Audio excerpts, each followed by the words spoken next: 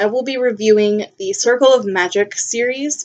The Circle opens book 1 and 2, Sandry's book and Triss's book of the first quartet.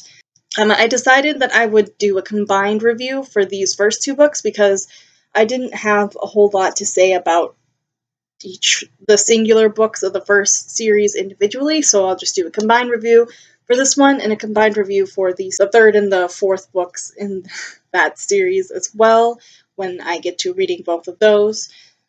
This way I can have a more in-depth discussion about character development, since this is a very big character, I think, driven story. To summarize the series, if you don't know what the Circle of Magic Quartet, or the Circle of Magic, I suppose, series by Tamora Pierce is about, it follows four main characters, Sandry, Triss, Briar, and Daja, who are all in varying, diverse circumstances, find themselves in need of somewhere to go, and Niclarin Goldeye is a mage who is happening to be traveling all this time, and he finds all of these children and makes them an offer. Come and be a student at the Winding Circle Temple.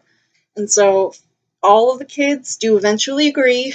Briar a little more hesitant to agree, but they all go to the school, and for other varying circumstances, they prove that they don't exactly fit well in dormitory situations with the other students for one reason or another. So they all get sent to this place called Discipline Cottage in the temple grounds. The best place for them to go while still being a part of the education that they are receiving. So basically the whole series, the whole world kicks off from there. It follows these four main characters as they get to know each other, try and resolve their own personal issues that they came to this place with.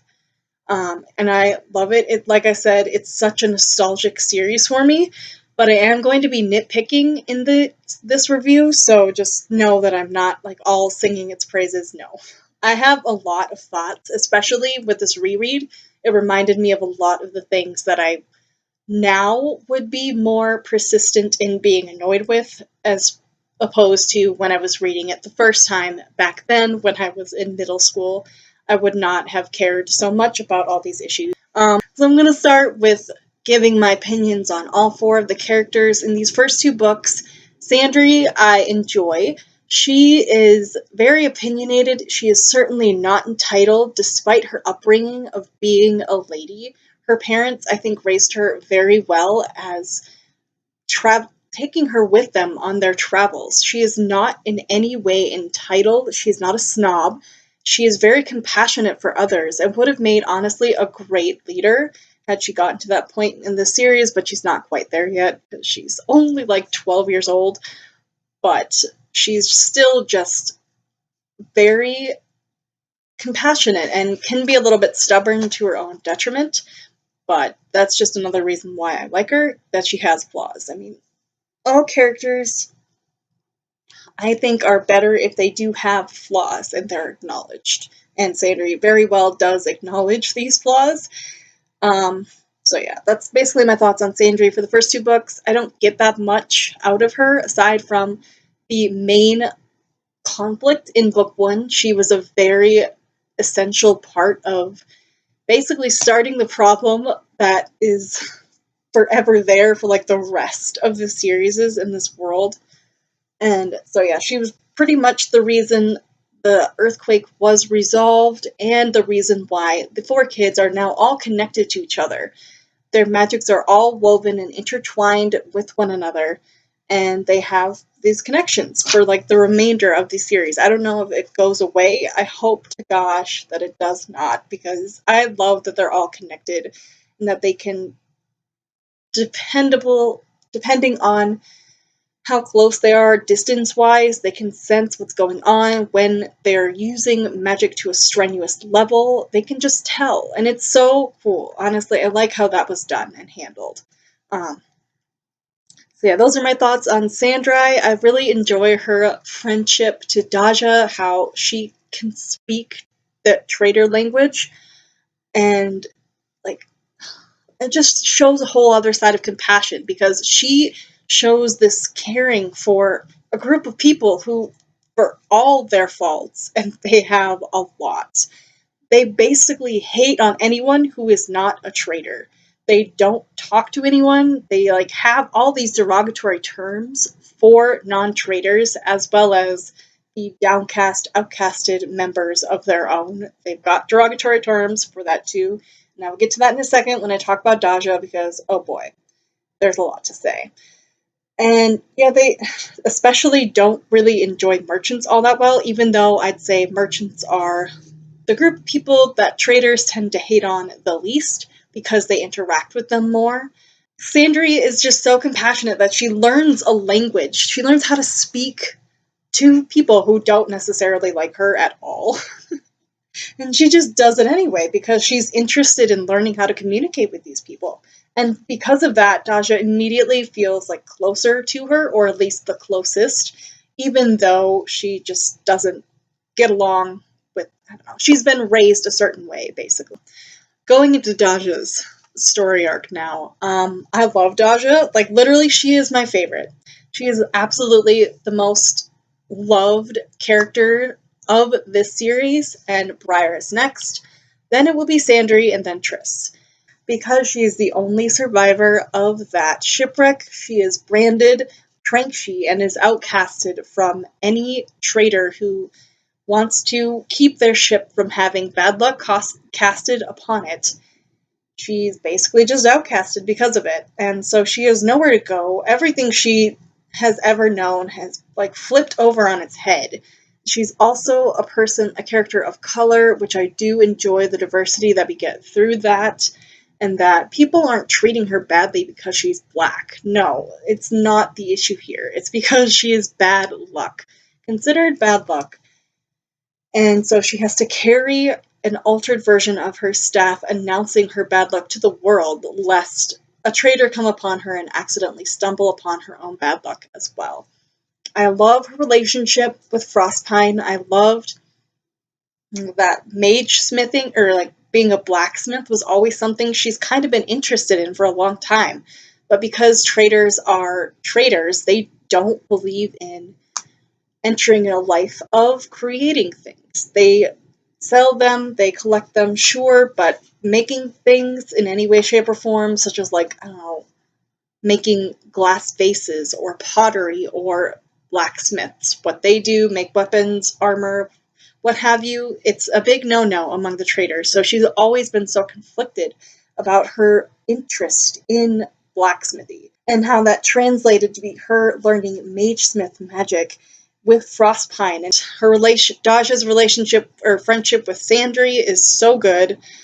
How she gets along with the other two is very funny because I feel like Daja is always constantly surprised by Briar and his just like general street knowledge from being a street rat. And with that, I will jump straight into Briar and his wonderful character. I love Briar. He is seriously the most moral gray character I think I've ever encountered before, and he's great.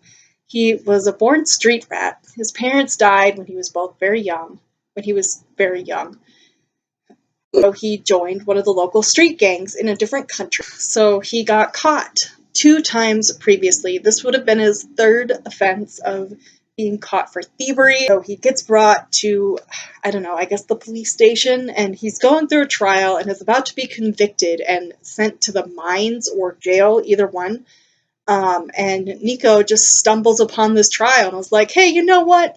I'm going to take this boy with me instead. He can serve his punishment as service to the temple instead of sending him to the mines to work himself to death, basically, is what happens when you get sent to the mines. And so Briar is going because, hey, anything is better than the mines, but he has half a mind that, hey, Emelan is a big place. I can easily lose myself, ditch this old money bag, is what he calls Nico, and I just thought that was so amusing.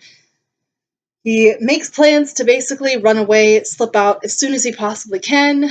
Doesn't exactly end up that way because Nico is smarter than a 12-year-old, go figure. So Briar comes to the temple, doesn't get along with the boys there because, he's a thug. Basically, He's got a real shifty look about him. The boys don't trust him. He ends up getting framed for a theft he did not commit and gets sent to Discipline Cottage, in which he meets Daja, who was sent there a little bit before him. I don't exactly remember why Daja was sent to Discipline Cottage. I think it might have been just Trankshe biased or something along those lines. But those are the first two to actually arrive at the cottage, and their interactions with each other is just so great. Has a very big problem with living with girls. He's like, oh man, all these girls are just gonna rub off on me. And basically his entire story arc with his relationship with Rosethorn to how he acquired his Shakan, which is a very, very old tree, and his every run-in with Dedicate Crane, which I think it's very amusing when I hear my name, because Crane, we share the same name, not first name, obviously. Both share the same last name, and whenever I hear either my first name or my last name brought up in a book, it always just makes me kind of pay attention. And I don't like the way I had to be so ashamed to share the same last name as Dedicate Crane, because he is the worst.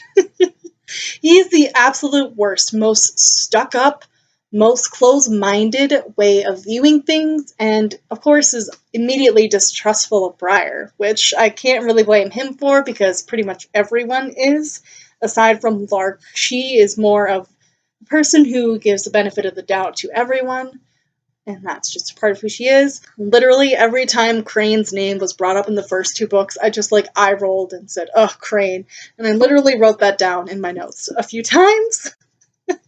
I was actually glad we got a little bit less of Dedicate Crane in book 2, not gonna lie. I was glad that he was not mentioned very much, and that just made me feel heaps better.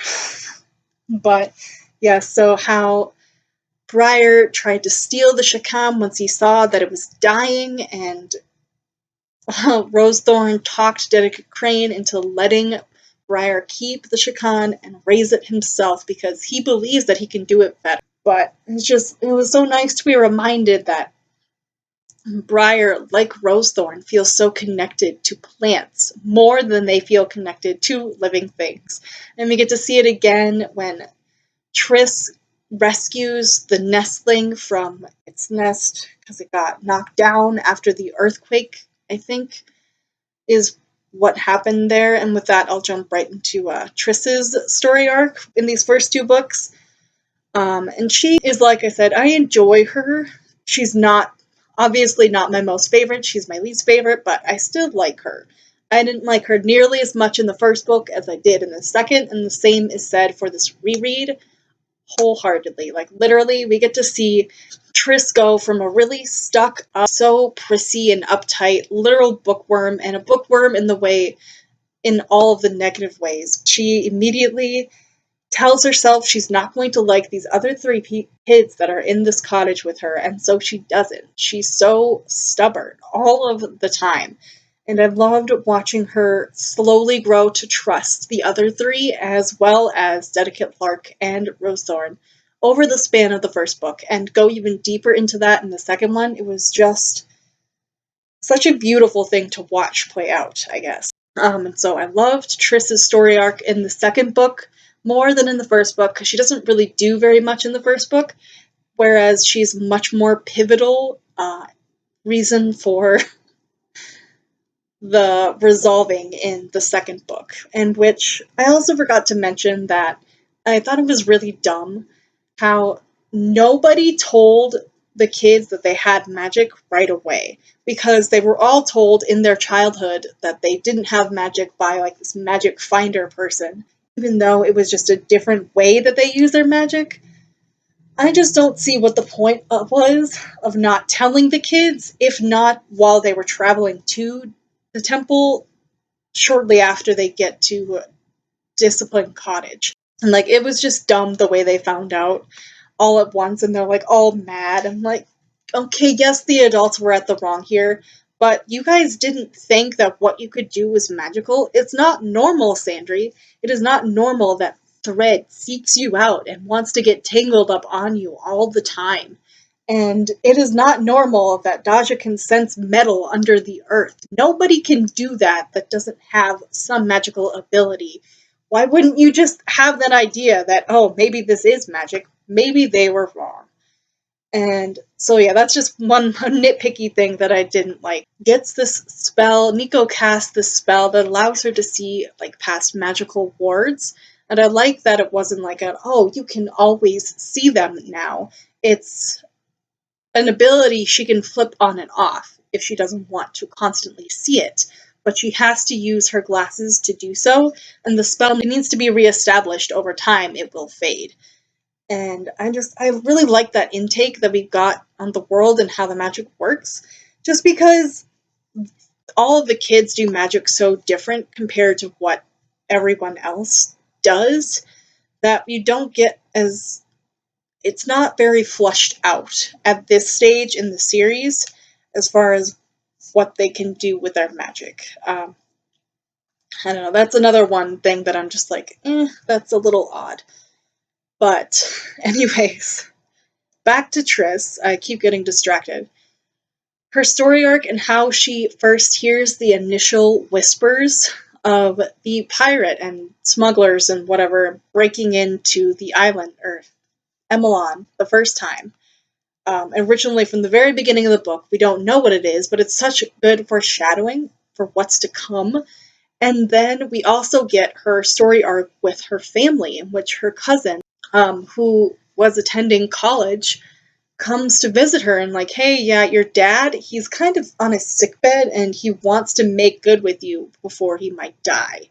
And I love how she's wrestling with herself back and forth, whether she should or should not go, because she's getting comfortable here. This is now her home. It's a home that nobody's going to kick her out of because she had some accidents, which again just makes me so mad that literally everyone who's ever been a caretaker to Triss has just thought she was more trouble than she was worth. It started off with when her own parents gave her away. They gave her away to like her aunt or something, and then she was moved again to the orphanage where Nico finds her. And I'm just like, you are horrible people to just give your child away because some problems arise. Like, that is so awful, and I cannot blame Triss at all when she states that she does not want to go and make nice, that she shouldn't have to. And if she does, it will be when it is convenient to her to make up with her family. I must have completely forgotten that Amory was the spy for the pirates or working for the pirates. That must have completely slipped my mind because I did not see it coming at all. Even when Triss said, oh, that voice just kind of sounds really pretty familiar. Like, where is that from? And how he's been, like, being blackmailed by the pirates. I thought that was really well done. And it always hits hard when someone is a traitor, basically. He's betrayed you, he's betrayed your trust. And I also really enjoyed that he did die, which is kind of sad. We don't get any sugarcoating in these books. Yes, people were injured in the earthquake. Yes, a long recovery was needed. And yes, there are still so many problems that we need to fix that allow these pirates to come in and basically do the attack they've been planning on for years, because Emelon is such a rich place to live, and it also is a port city, so it'd be perfect for the pirates to be able to attack when their wards are slightly weakened.